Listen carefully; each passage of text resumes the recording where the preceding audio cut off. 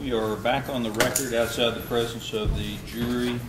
I have handed to counsel the limiting admonition that I intend to give to the jury at the time Mr. Cleghorn testifies about the news broadcast that he saw in which he recognized Mr. Jones. I believe that the parties have made sufficient arguments to preserve objections for appellate review. I have made one change. Rather than use the term unrelated crime, I've changed it to unrelated case. Judge, I move for a mistrial. I think this is patently unfair. It's one of the most unfair things I've ever seen, to have a case and we can't say what happened. If the court's not going to say it, then I would ask to be permitted to tell that jury that my client was found not guilty in this unrelated case. Mr. Baker. Judge, we're satisfied with the admonition. I thought that's why you structured it as you did. Getting into the collateral history of this defendant's criminal record. They're happy to get into the collateral record. They just don't want the outcome of it. Okay. The objection is preserved. The motion for mistrial is denied. This will be the admonition that I'll give. Then I would ask that I be permitted to tell the jury correctly or prove to the jury that he was acquitted to this of this unrelated case. Request denied. Anything we need to take up before we bring the jury back in? Judge, just that we intended to play a portion of the 911 tape in the opening. I'd object to that. I'm going to object to the entire 911 tape. Really, it has, in this particular case, it doesn't go to identification. There's no issue as to shot, that a person was shot, and I'm going to object to the 911 tape. Who's on the 911 tape? It's the victim. He's the initial call. There's 7 different calls. I don't intend to play the calls other than the victims. And it's, I've been shot. The case law is pretty much developed that that's no longer a Crawford issue. It falls under the excited utterance kind of situation where you're giving them information about what's happening to you. It's about a minute long. There are 6 other 911 calls that substantially cover the same ground. The guy shot in the street, guy shot in the street, guy shot in the street. The first one is the only one I intend to play. That's because the first one's the prejudicial one. It's Mr. Cleghorn. Judge, I object because in this particular case it doesn't go to any issue in the case. He was shot. We don't dispute he was shot. Every one says he was shot. And there can be voluminous evidence that he was shot. His out-of-court statements about being shot, we think, are prejudicial, don't go to any issue in the case. I mean, you know, it's nothing but prejudice as to the defense because it absolutely proves nothing as to any disputed issue in this case. Objection overruled. I'll permit the Commonwealth to play the tape. Back to the admonition.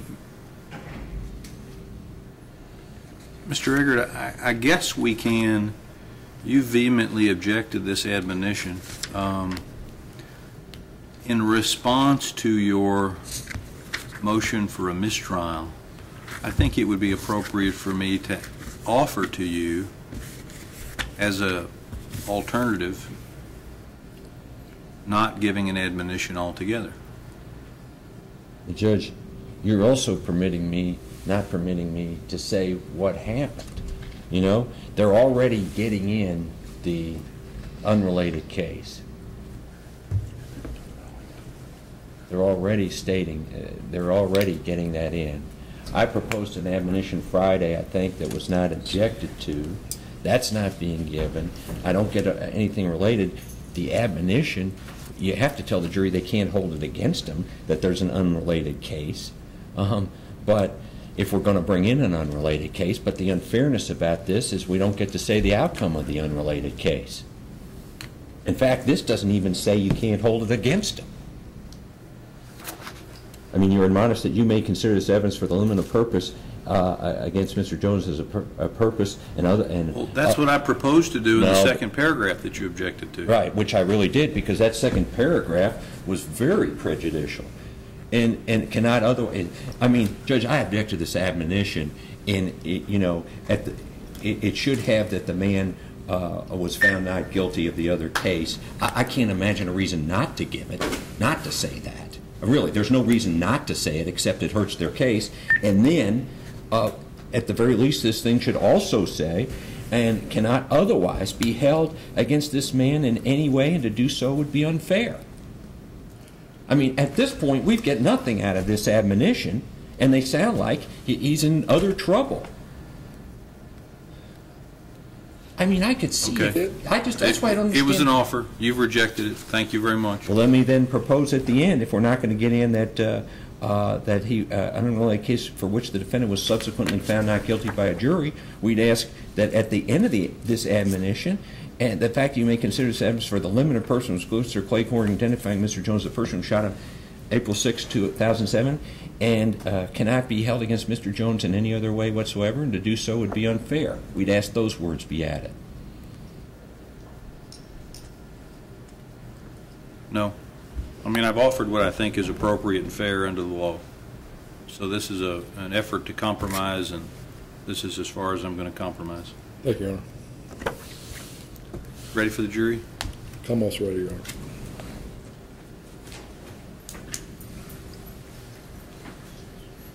Mr. Eggert, are you ready for the jury? Yes, Judge. Okay.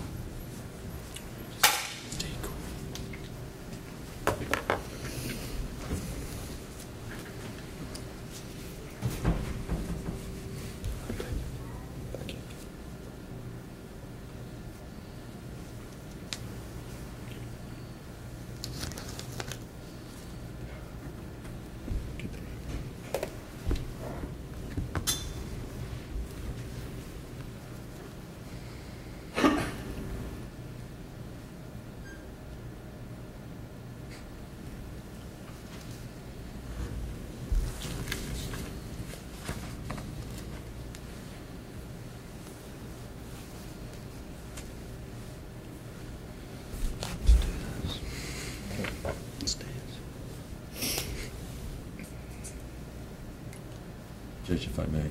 Can I approach? Mr. Baker?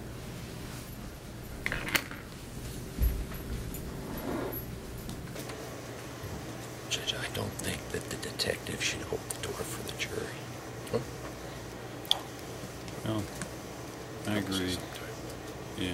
Just talk to him about that. Thank you.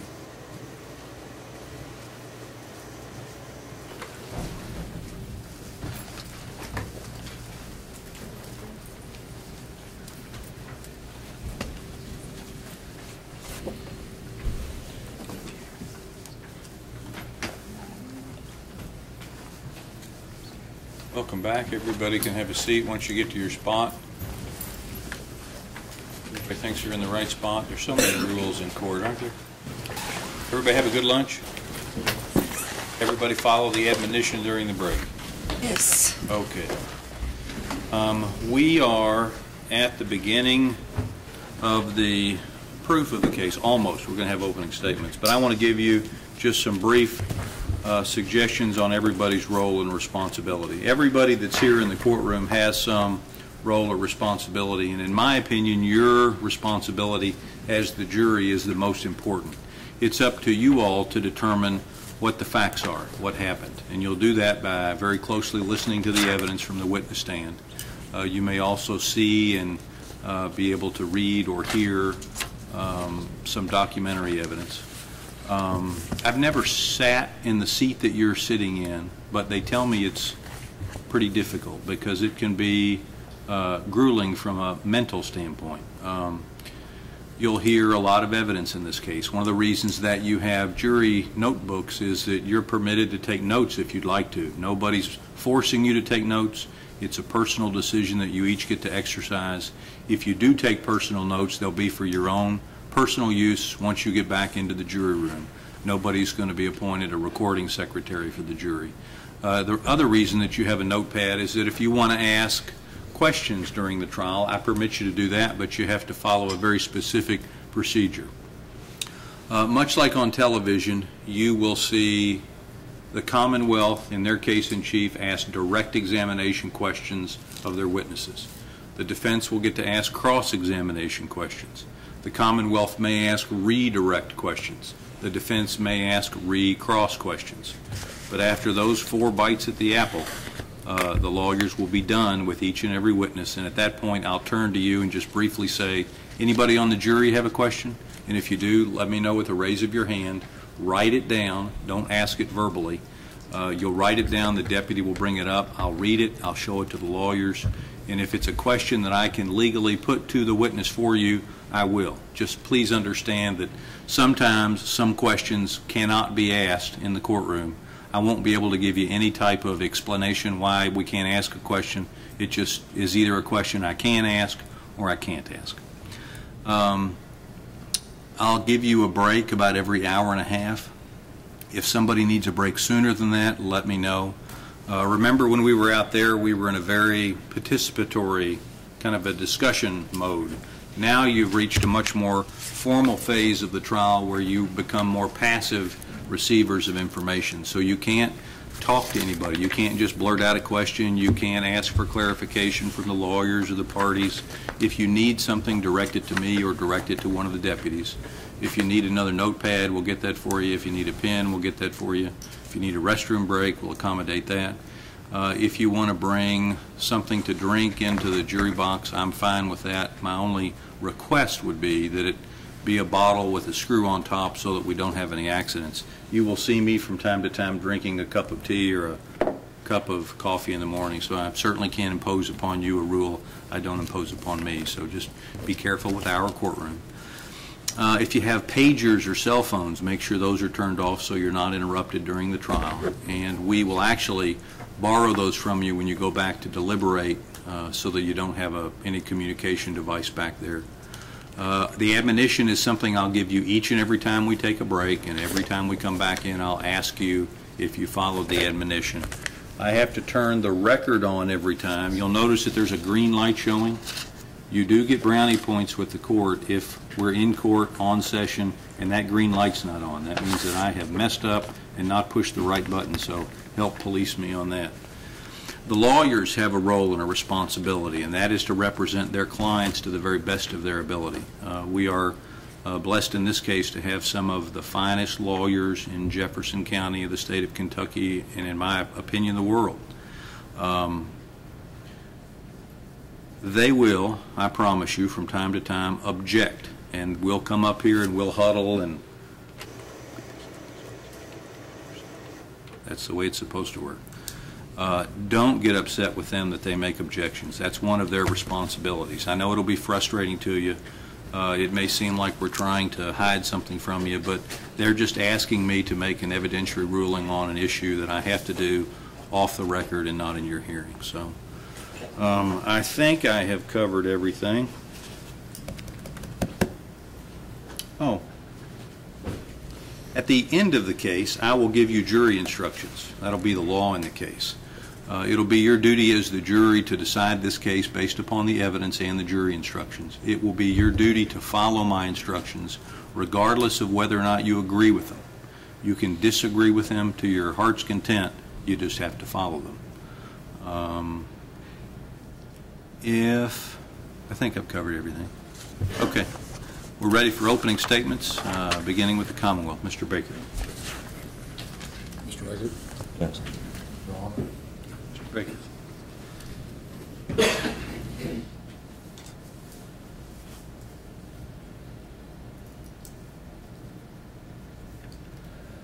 One operator Campbell, where's your emergency? Yes, sir. I'm a pizza deliverer. I just shot. I'm at 37th and Broadway. I need an ambulance quickly, please, sir. Okay, I'm going to get on there to you. You're I'm bleeding really, really bad. Did you see who did this? Yes, sir. Okay, give me your cell phone number. Please, sir, hurry. We're going to. Give me your cell phone number. I'm on cell phone at 37th and Broadway. I'm just about to pass out. Okay, well, are you in a vehicle? What's that? Are you in a car? I'm standing on the side of the road right now. Okay. Tell me what you're wearing. I am wearing a black coat. I work for Pizza Hut. I'm wearing a black leather coat, black pants. I'm just about to pass out. Please, sir. All right, we're getting them out there. I'm gonna keep you on the line, though. Okay? I'm just about to pass out. Okay. Try to hang up as long as you can. How old are you? Sir? Sir? Sir? And so began the worst night in the life of young Lincoln. Back on April 6th of 2007, he was gunned down in the street on Broadway. He was shot the first time in the foot, so he couldn't move. As he hobbled around, he was shot a second time in the thigh. Demands for his money were made. He told them he couldn't give them the money because the money belonged to Pizza Hut. We're going to learn that was his job. He was shot one or two more times. He's going to say as the gun was pointed at his chest that he jumped and dodged and the bullet went through his arms and hit him. And he swung home that he had left to his attackers. And they fled. How did Jonathan Cleghorn get to the corner of 37th and Broadway back on April 6th of 2007? Jonathan was a student, seminary down in Bank Street, studied music. He worked a part-time job as a Pizza Hut delivery person. He'd worked there, I believe, he's going to testify for a year or thereabouts. On that night, like many others, he began to make a delivery. He went down and he took out 2 deliveries, 2 separate pizzas, 2 separate bags. Went down and made his first delivery. He's going to say he got out of the car. He went in to make his delivery, and there were some young boys, 14-year-old, in roughly his estimation, standing by the car. One of them mumbled something about, well, we ought to take your pizza, or let's do your pizza. He's going to tell you he didn't think anything serious about that. He says he gets out a lot. He's a pizza delivery driver. They're out all hours of the night. And he went on and delivered the pizza to the location. Was paid for that pizza and came back to the car.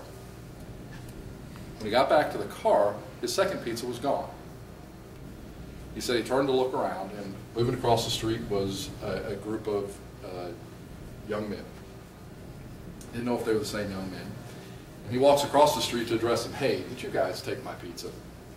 He's going to say he didn't see him with the pizza bag, but he asked him that.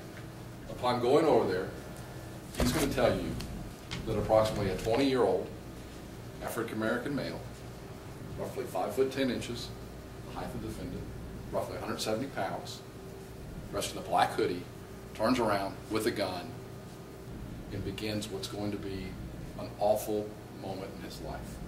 Demands money for money are made. He refuses to give up the money because he says it's not his. That's how he got shot.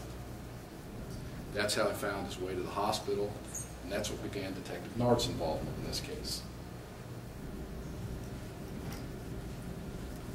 Detective Nart got on the case relatively quickly. Detective Nart was able to get to the hospital as they were performing medical procedures on Jonathan Cleghorn. He interviewed him. He taped the interview with him. Jonathan Cleghorn gave Detective Nart a height, a weight, approximate age, and all matched the defendant. He says a black guy who had unshaven facial hair and had a curly hair goatee. Evidence is going to be that at that time the defendant had a curly hair goatee. Detective couldn't do a real long interview with him. After some healing, after some time in the hospital, he sat back down with Jonathan Cleghorn. They took another statement. Jonathan Cleghorn gives a description, the exact same description. He tells the detective that it was a quick incident. He tells the detective that he spent time looking at the barrel of the gun and shot him. Tells the detective that there was a second person with a gun that was much farther down the road from when he got shot, and he can't really tell you much about it. He was smaller than the guy that was close to him, but he couldn't give any descriptive factors. He tells the detective that there was a hoodie, the guy was wearing a hoodie, a sweatshirt with a hood on it, that it was drawn tight, that he was looking at the gun. But just as he said, the night he was laying there in the street or running around the street with his lifeblood running out of him, he said, I saw the guy who shot him. He gives the detective the gross or broad descriptive factors he has. He tells him, I know him when I see him. Well, the detective, he's the detective down in the 2nd District, which covers this area. That's how he got on the case. He talks to some, I believe, some patrolmen or maybe some other sources to get some tips. So are some usual suspects. It's probably not going to be surprising to you that Jonathan Clayborn wasn't the first person ever shot down there on that part of Broadway. Detective takes at least one of those people, tip he got from his patrol guys, hey, you want to look at these guys, and constructs what's called photo packs. Photo packs, you're going to learn,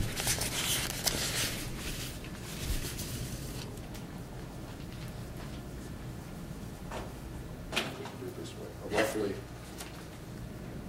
a compilation of individuals laid out together for the purposes of viewing or making a comparison amongst various individuals. The detective puts that together, and he takes that up to Jonathan Clayborn's house. Further his investigation. Jonathan Clayborn looks at the photographs. Says, detective, the defendant's not in this first set of 6. Detective, he's not in the second set of 6. Now, what he does tell the detective is he believes number 3 has some characteristics that favor the guy that shot him. He says, but it ain't him.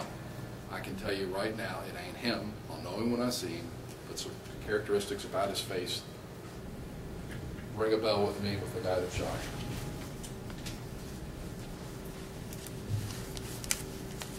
Detective leaves, having not made identification. Shortly thereafter, well, actually, that was on May 25th of 2007, those photo packs were shown. Shortly thereafter, on roughly May 30th, Jonathan Clayborn is in rehabilitation, in for his rehab sessions, or one of his many that he had to go through. And he's sitting in the doctor's office, and the TV's on. While sitting there in the doctor's office, the TV's on, this photograph is displayed on the scene. Jonathan Clayborn's going to tell you at that moment, he looked up the TV, he said, that is the man that shot himself. He immediately recognized him. He immediately called Detective Nart. Detective Nart said, okay, made arrangements for a further interview. June 11th, 2007, Jonathan Clayborn came into the office where Detective Nart works. He came in because of a newscast with a name. Jonathan Clayborn said, I've got a name, I know the guy that shot him. Detective Nart showed him a different photo. Same person, photo taken at a different time. Jonathan Clayborn said, that's the man that shot him. Now, when you hear from Jonathan Clayborn, the scene he's going to describe you in this kind of weird dance out there on the street when he's shot, there wasn't any direct contact between him and the defendant when he shot him. There's not a DNA on Jonathan Clayborn. There's not fingerprints on him. There were some fingerprints taken out of Jonathan Clayborn's car. Those prints have not been identified to anyone. They've been run through APHIS, but they were taken off some soda bottles and some other things he had that he was delivering that night. And I'll be clear, the evidence is going to be that those things were never taken out of the car and to no one's knowledge were ever touched by anyone in that car. And what was removed from the car was a pizza bag, a floppy pizza bag that pizza stuck in. You don't have that. Now,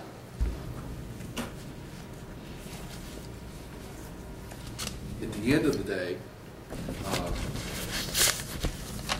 we're going to talk about a lot of things in this case. The defendant wasn't the only African-American male who lived in the West End at that time. But the defendant, by this evidence, is going to be, he, by the way, lives on Vermont Avenue, which is, you're going to learn, 3 or 4 blocks north of Broadway, roughly in the area where Jonathan Claiborne was shot.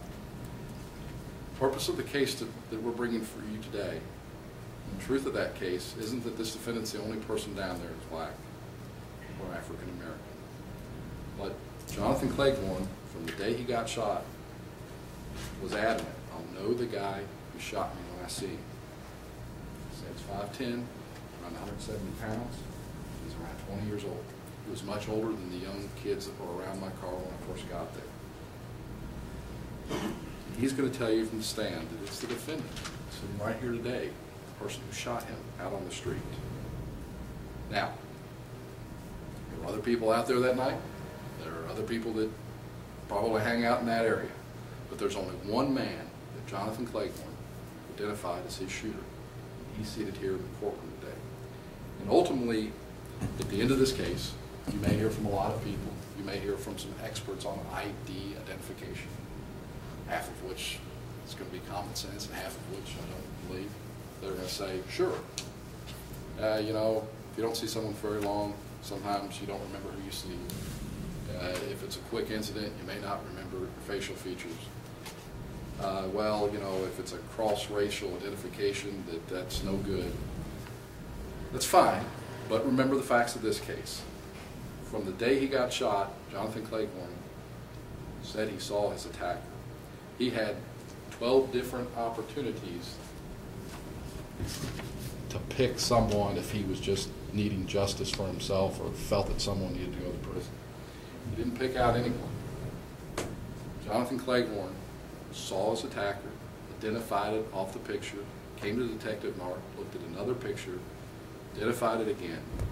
Ladies and gentlemen, Jonathan Claiborne knows what happened to him out there. And despite speculation or hyperbole or what ifs, there's only one person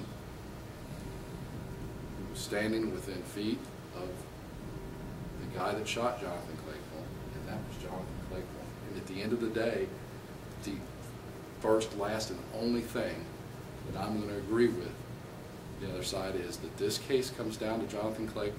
It comes down to his credibility. Judge, may we approach? Yes.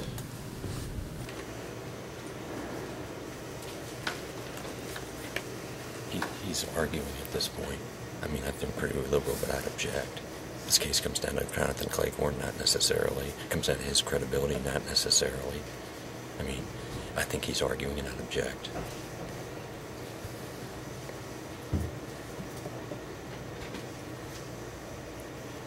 Yeah, I guess that's not a fact, that statement, but I mean, I don't know what to say. I mean, it's sort of the way I agree with Mr. Eggert that your opening has become somewhat argumentative, so please correct that. Objection sustained. Yes.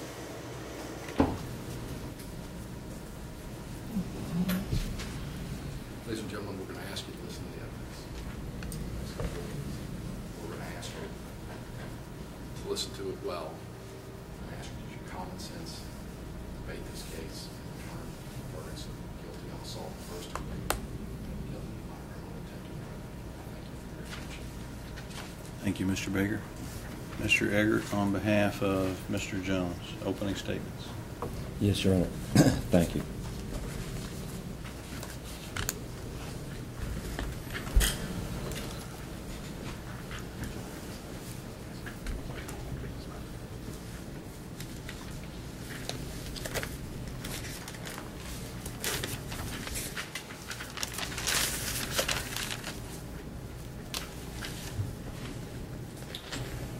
Counsel, Detective Bernard, Your Honor, Mr. Eggert. the court, ladies and gentlemen of the jury.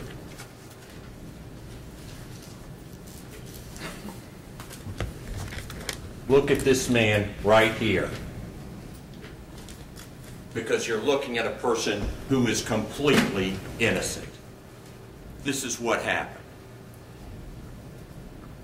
April 6th, there's a delivery to Cindy Lumpkins, and she lives there on Broadway. Mr. Claycorn makes the delivery. As he leaves, he is shot. There is 2 gunmen. One has a semi-automatic. He's Mr. Unknown, okay? No one has ever identified him. The other person had a revolver. They are saying the person with a revolver, that's what they're saying, the person with a revolver is John Jones. As you've heard, Mr. Claycorn almost passes out. Neighbors call 911 as well as Mr. Claycorn does. Neighbors rush out. They take off parts of their clothes. They put a tourniquet around his arm, tourniquet around his leg. He's taken to the hospital, and he regains consciousness. Police go to the hospital. They interview him. They want to find out, what did the man look like? They ask him that night at the hospital, within hours, what did the man look like? His answer, and I'm getting in the way, I couldn't really tell. That's his quote. I couldn't really tell. That's within hours of this. He explains he had his hoodie pulled up. He explains the strings were pulled pretty tight. And then he tells the detective, this is that night, in quotes, I couldn't see a whole lot of his face. That is said that night within hours of the shooting.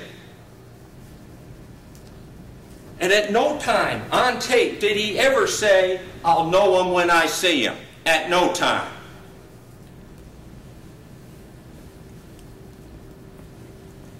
Fast forward. April 23rd. Police want to find out more. They need more of a description than what they have. And so they go and they interview Mr. Claycorn again, and this time he's out of the hospital.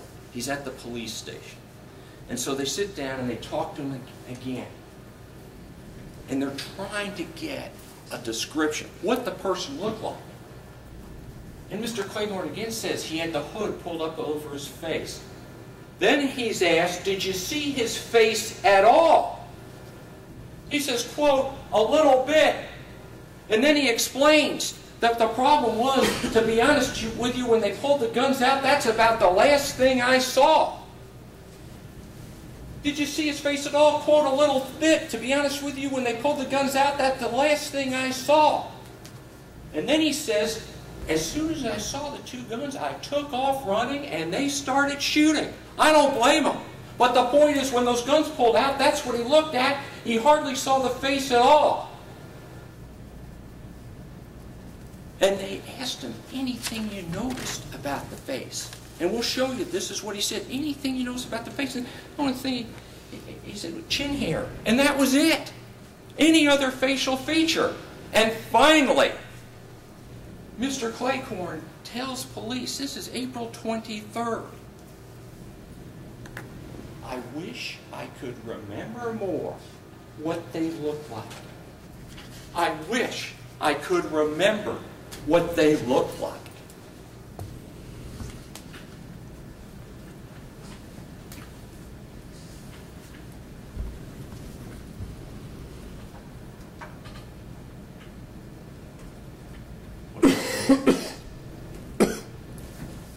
In May, police get a tip.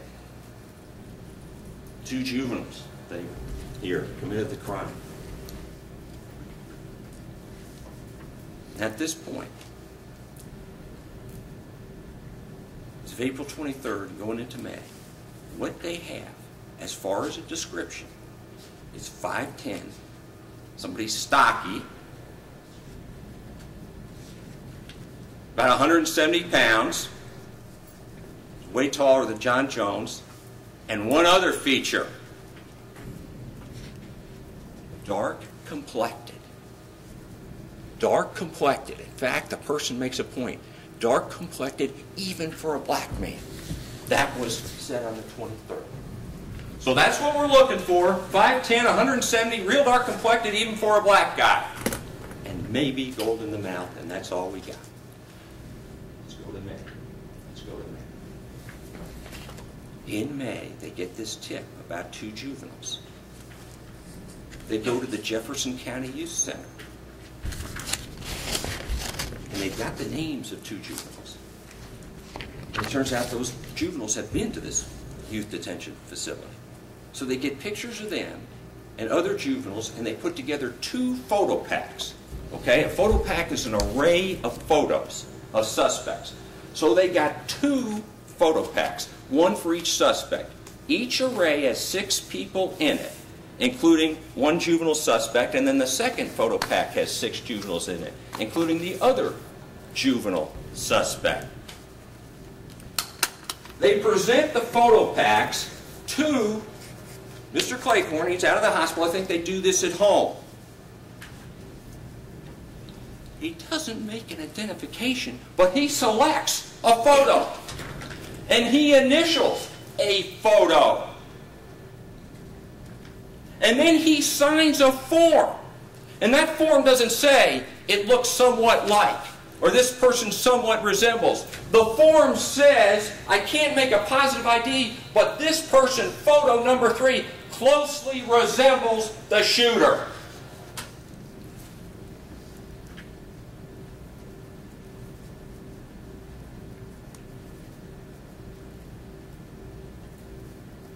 I'd like to bring you, we would bring you, a better picture of photo number 3.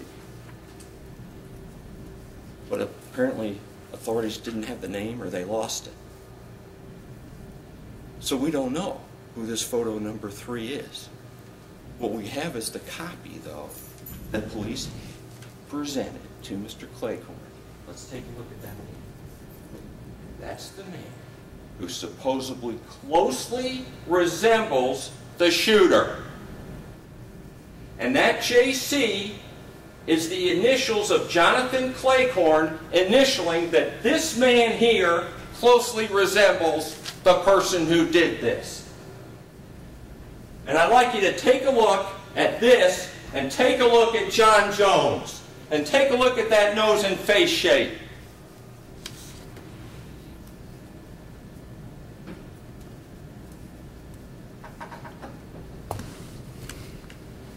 Doesn't resemble the man at all.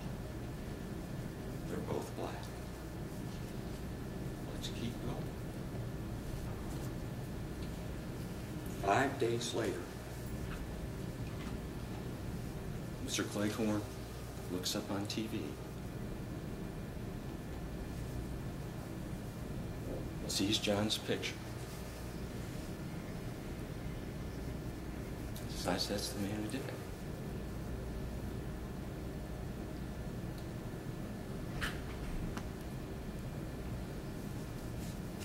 June 11th.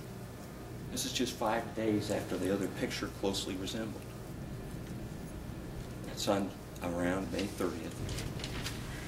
10 days later, he meets with Detective Nard, and there's another photo pack shown. But it's not 6 pictures, or 5 pictures, or 3 pictures, or 2 pictures. A 1-picture photo pack. The choice is 1. My client, John Jones. Is this the guy? A 1-person photo pack.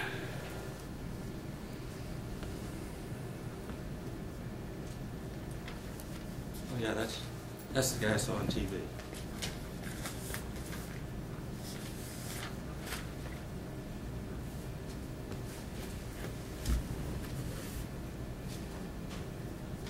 There'll be absolutely no physical evidence in this case. There'll be no DNA. There'll be no ballistics. There'll be no gun evidence. There'll be nothing. You will hear nothing in terms of other evidence linking this case to John Jones. Nothing at all.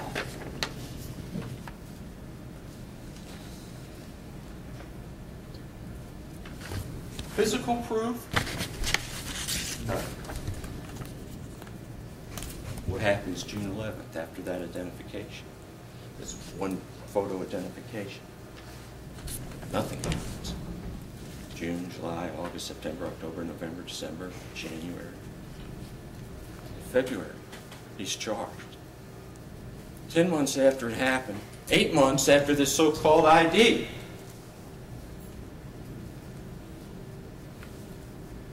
And he goes to court, and he pleads not guilty. As a plea of not guilty, he's maintained to this instant.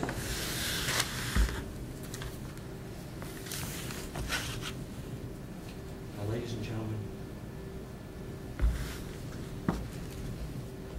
the evidence will be, and I'm saying this, I'm the defense attorney, Mr. Claycorn is a sympathetic character and he has all our sympathies, including mine. This is a serious case. The recipe can be, those two combined, can be the awful result of convicting an innocent man. I ask you to look, please, at the evidence. That's what decides this. Please look at the evidence, and this proof will be he did not see much of the person's face. If any, best case is a little bit. His description when it happened, 170, stocky, dark complected even for a black man, does not match John Jones. Photo number 3 clearly closely resembles the shooter. It doesn't. Could not remember very well what the person looked like, and as I said, complained. He didn't say, I know him when I'll see him. He says, I wish he could remember more.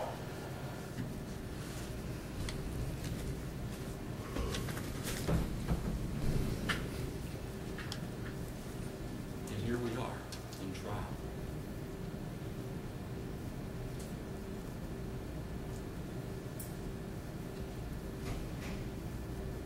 And Mr. Jones, as you've heard, faces years in prison based on identification where the person said, I didn't see a whole lot of the face. It's a terrible case. The evidence will show he didn't do it. The only thing that stands between sending an innocent man to prison is you. At the end of the day, I'm going to ask you to find not guilty. Not guilty. Because that's what it is. If he's sent down, it'll be for something he didn't do. Thank you. Thank you, Mr. Eggert. It's time for the Commonwealth's case in chief. Commonwealth's first witness. No, we call Aprilla Adams. Who? Aprilla Adams. Aprilla Adams.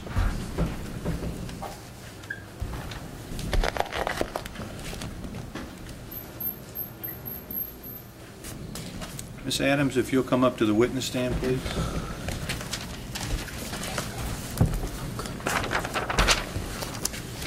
You'll let me place you under oath before you have a seat. Do you swear or affirm that the testimony you're about to give will be truthful? Yes. Thank you. Have a seat. Be comfortable. I encourage you to sit up close to the microphone. It's adjustable for your height. Keep your voice up good and loud so we can all hear your testimony. Okay. Good afternoon, Ms. Adams. Fine, and you? Would you please state your full name for the record? Aprilla Lynette Adams, And where do you, in 2007, in April, where did you live at that time? at 3619 West Broadway. Okay, were you home that evening? Yes, sir, I was. Were you there alone or were there other folks? Yes, my younger son was. Okay. How old is your younger son? Right now, he's 18, but at the time, I think he was 17. Okay. And his name? Jordan Maurice Hamby. Okay. Ma'am, if you will, I'd like to direct your attention back to that day. Do you recall hearing gunshots that day? I didn't, but my son Jordan did. Okay. Without telling me what he said, we'll have him. Would he convey some information about that to you? What did you do at that time? Well, he just told me that it was a guy that got shot. He said a white man had just been shot outside. So I go outside, I open the front door. I told him to stay in. So I go outside. I didn't see anybody. I thought he was laying down. So it was a man across the street. He was coming towards the street where I was coming from. And I asked him, I said, sir, are you okay? And he didn't say anything because he had a cell phone, was on the phone. So he came closer. Then I kept asking him, I said, sir, are you okay? And then The person you saw, he was still standing up? yes, he was still standing up. You saw him on cell phone? Yes. Okay. Then he collapsed in front of my house, not too far from his car. His car was right here, and he had collapsed right here. Had the individual you saw on the cell phone that collapsed, had he been to your house that evening, or was it? It was a neighbor's house next door, 2 doors from my house. After he collapsed, what did you do? I called 911, but they said that someone had already called 911. And so then when I noticed he was the pizza man, I had called Pizza Hut and told Pizza Hut that I had his money and everything, and I was going to give it to the cops. But the first thing we did was tore a T-shirt to tie up his wounds so he wouldn't be bleeding to death until the paramedics got there. Was he conscious while you were doing that? Yes, he was. Did you, at some point, did you take or bring anything to, or show anything to Detective Norton in this case after that day? My son had bought his jeans down that the guy had on.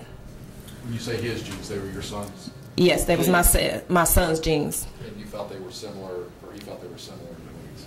To the guy that the guy had on at that time, yes.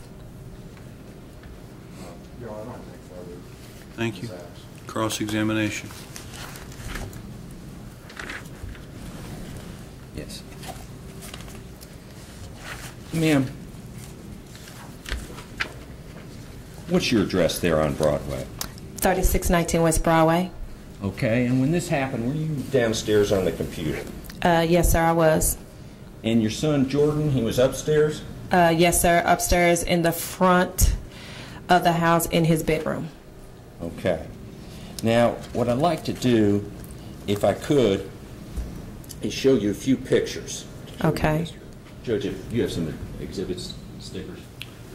Norma has those. There should be some. What are the Those ones right right here? there. Those may be Commonwealth. She's coming.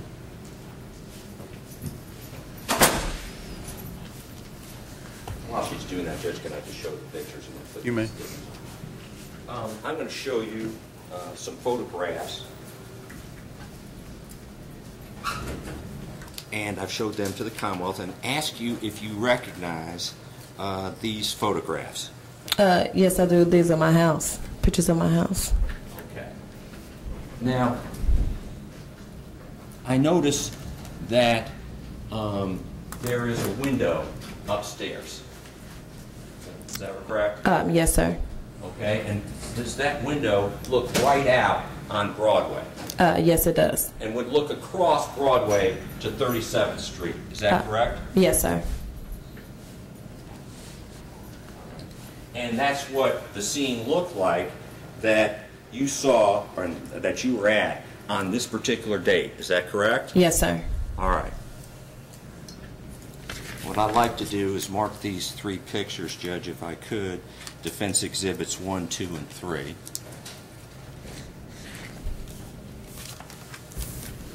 So marked.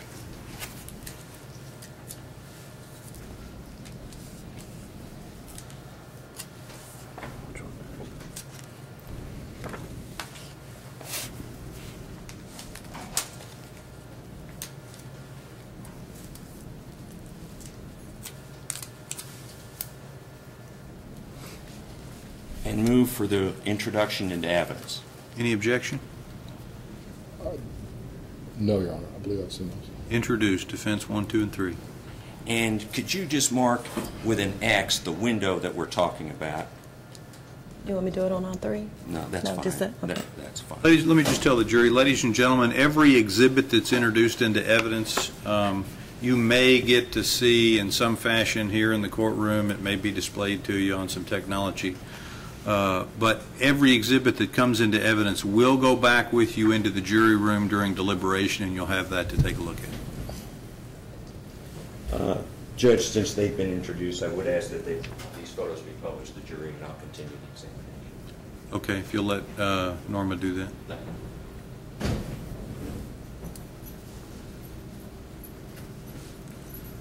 What we normally do is we'll hand it to the first juror, and then you all just hand them down as you get done, and then give them back to the deputy, and we'll collect them on the table up here. All right, and so your son Jordan's looking out the window right at what's occurred, correct? Yes, sir. All right. Now, when police got there, you say you gave aid to Mr. Claythorne, correct? Yes. And when police got there, you cooperated with police, correct? Yes, sir. Your son cooperated with police, correct? Yes, sir. Yes, sir. That Jordan is. You both gave statements, is that right? Yes, sir.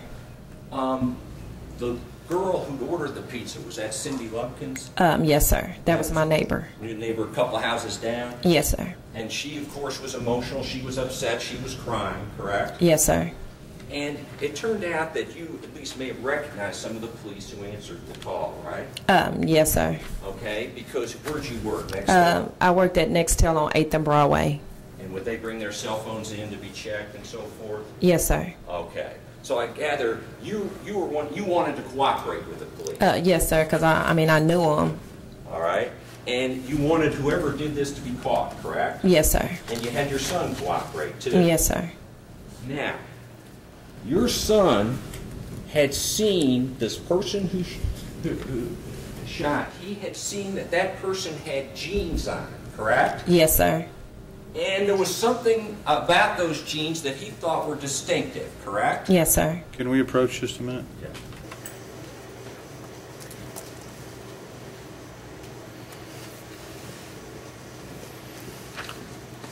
Is her son going to testify? Yeah. Why don't we let the son give this testimony then instead of her? Isn't it hearsay? Well, it is, except he's going to be. I can just move on and ask what his son did rather than what the son said. How's Okay. that? Okay.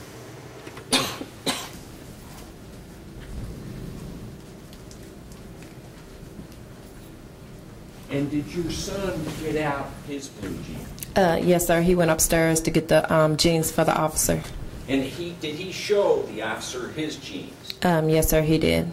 Okay, and were those jeans, I guess, not exactly the same, but similar? Similar to what the guy had on. And so he wanted to show the officer those jeans, correct? Yes, sir.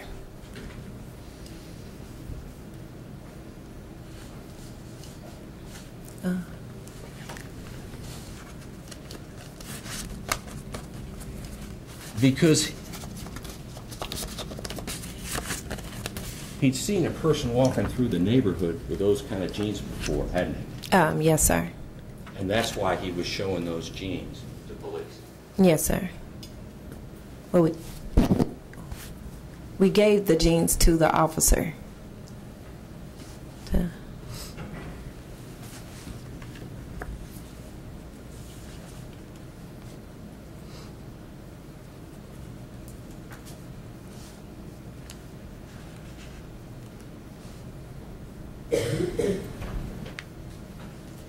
Okay. Now, ma'am, some people, I guess, down that neighborhood don't want to be involved, correct? Yes, sir. But you're not one. No, I'm not one of them. You want to be involved. Yes, sir. Nothing further. Thank you. Redirect. Thank you, Your Honor.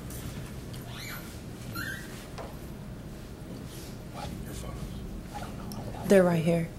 Sorry. Yeah, but I'm going to ask you to show.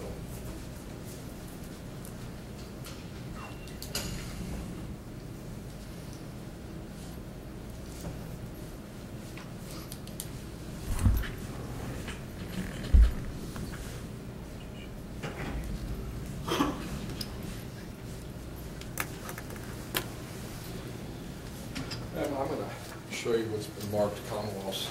I guess for you, I'm going to show you 1 and 2 here.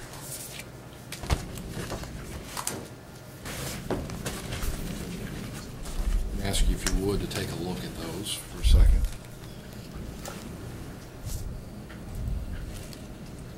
Yeah, this is where he fell in, right here. Okay. All right, let me, if you would, if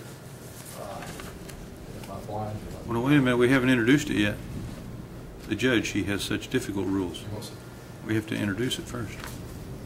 I haven't moved to introduce it, but I am now then, Your Honor. Yes. I'll take- You're moving to introduce 1 and 2. Any objection? I don't think so, Judge, but let me just take a look.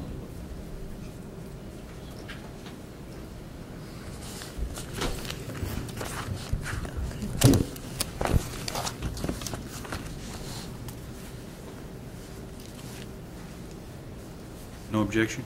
No, Judge. Introduced into evidence, Commonwealth 1 and 2. Ma'am, if you could, just to help us orient, you recognize that picture? Yes, sir, I do. Okay, and so we're a little out of focus there, but does that appear to be the street you lived on? Yes, sir.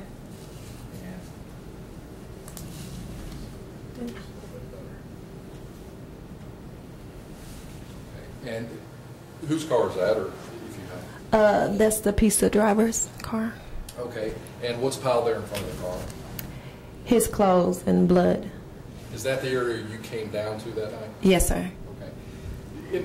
It's hard to make out a little bit, but can you see the two dwellings in the back, two houses? Yeah, this was my house. Okay, that's what I was going to ask. Now, does this picture appear to be what it was like back then on the night this happened? Yes, sir, it is. All right. And when you first saw the fellow on the cell phone, was he at the car or was He was across the street. Okay, and I know this photograph's taken at night, and we may, when you publish it, it may get a little better, but what does that photo represent? That's 37th Street, Okay, is that on your side of the street, or is that on the other side of the street? the opposite side of the street. Okay, and were you able to see where you were standing down there? What's that down there? That right there is blood. Okay. So I guess I'm just trying to reference it. There's your house, there's your front yard, there's the street, and on the other side of the street is where you first saw him. Mm-hmm, because he was standing by a fence. Okay.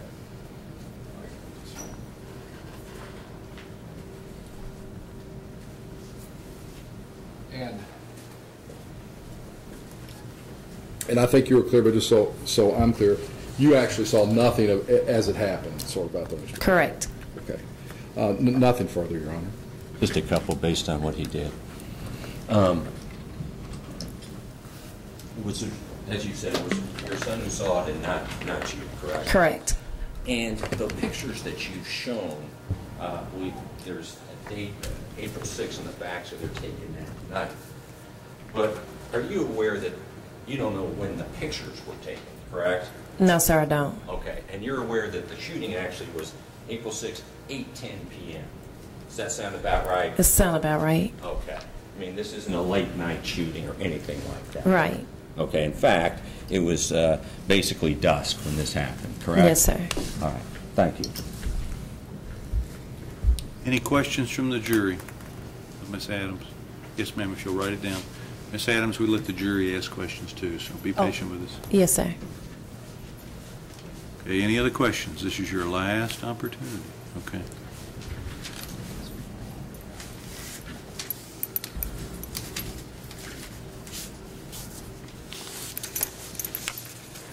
If I can have the attorneys up here, please.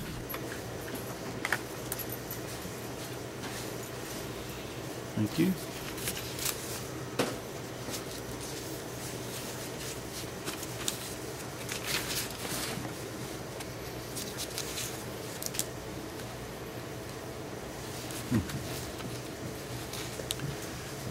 I put these questions in the record, so if you want to look at them later, you're certainly entitled to that. And also, only under the most rare of circumstances do I permit the attorneys to ask any follow-up questions. The first question is, if Jordan saw Jeans, then didn't he see Shooter? I think that's going to be clear enough. Remember, Judge, I think it's fair to answer. It's not like anyone's hiding that. It's just that the parties agreed that Jordan was going to have to testify. Well, I know, but I agree with you. But we walked down a whole bunch of hearsay steps to let her testify about what Jordan probably should have testified about. But I'm not going to answer that. I'm not going to ask her that question because of those hearsay issues. Number two, what kind of lighting was available in the area of shooting? Judge,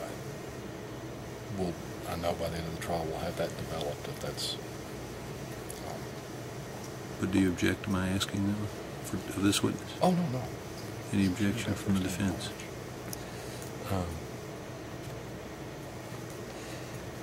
what is the third question, Judge? I think I'm going to object to the jurors asking questions. I do. Okay. All right. Why was Jones' picture on Wave TV? Okay. Well, there hasn't even been evidence of that yet. I know. I don't intend to ask this witness. That's more of a question to the court. No, but it goes to the prejudice. Just as to one, I would ask the first question, I would ask, one, that the jury be told that Mr. Hamby Jordan will testify himself. Okay? So that's how we would answer that. As to number two, Is his first name Jordan? yeah, Jordan Hamby. Okay. Okay. Second last name, I don't have any. If they ask about the lighting, that's fine. And Judge, as to the third, here's my problem. I would ask again, why was he on TV? They're obviously speculating, thinking the worst, and that's all the more reason why we should get this in. She's already thinking that he's committed another crime. I mean, it goes exactly to what I said. Okay. We knew, I guess I assumed that it would sort of be like when you call the guy with the felony that you would admonish him when the picture came up, so I guess it's like two of those questions are answered later, and there's nothing wrong with asking her the lighting. Well, All right, Judge, well, I'm going to reiterate my motion. Just for my immediate, go ahead, you're going to make a motion for it. Reiterate my motion for mistrial as to because this admonition, now we're having questions on it, and about why was he on TV, and I'm not being permitted to get in that he was found not guilty, and now a juror's even asking about it, so that is again my motion. You want to respond to the I motion? think we plowed the ground Well, on our except, side, so. except I think it proves the point. The question does. The motion for mistrial is denied. I'm going to ask one of the three questions. Thank you. One of the questions that was asked is really directed to her son Jordan, so he's going to testify. We'll let him answer that question. Here's a question from the jury. What kind of lighting was available in the area of the shooting? It wasn't dark. I know that. It was like it was getting close to dark. You know, like when the time changes, where you could still see what was going on. It still had light. Okay. But I don't know, whose question is this one? When you use the term lighting, are you talking about street lighting? Okay. Oh, the street lights. Oh, I'm sorry. No, I don't think the street lights was on at that time because, like I said, it was still broad daylight. It wasn't even dark yet when he got shot. Okay, thank you. And the third question is something that we'll hear information about in later parts of the trial.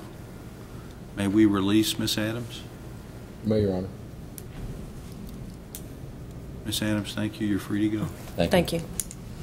Ladies and gentlemen, let's take about a 10-minute restroom break. Remember your admonition. Leave your notepad in here and be ready to come back in at 20 minutes after 2. All rise for the departing jury.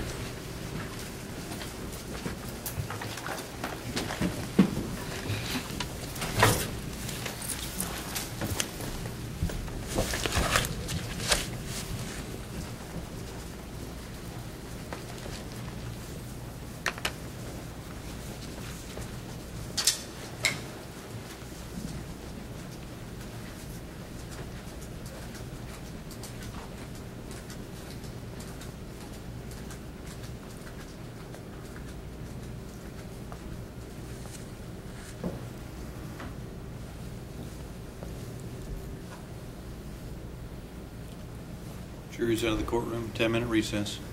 Okay.